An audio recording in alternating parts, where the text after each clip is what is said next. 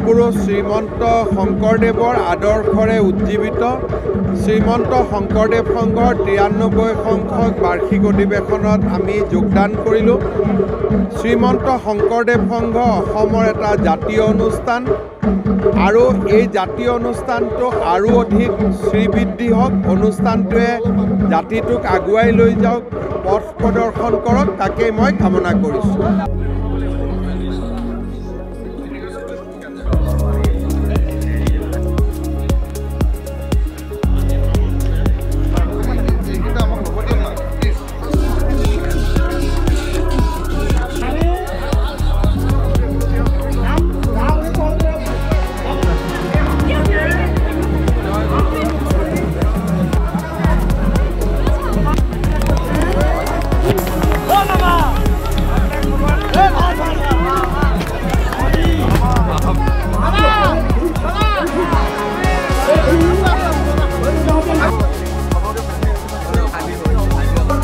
প্ৰজন্মলৈ কঢ়িয়াই নিয়াৰ দিশত নহয়, ভাৰতবৰ্ষী আৰু আদৰ্শৰাজিক প্ৰজন্মৰ পিছত মহাপুৰুষ শ্ৰীমন্ত শংকৰদেৱৰ আদৰ্শৰে উজ্জীৱিত শ্ৰীমন্ত শংকৰদেৱ সংঘৰ 93 সংখ্যক বাৰ্ষিক অধিৱেশনত আমি যোগদান কৰিলোঁ।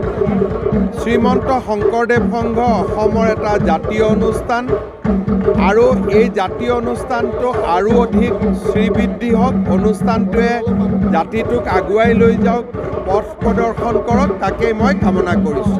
মহাপুৰুষ শ্ৰীমন্ত শংকৰদেৱৰ আদৰ্শৰে উজ্জীৱিত শ্ৰীমন্ত শংকৰদেৱ সংঘৰ 93 সংখ্যক বাৰ্ষিক অধিৱেশনত আমি যোগদান কৰিলোঁ।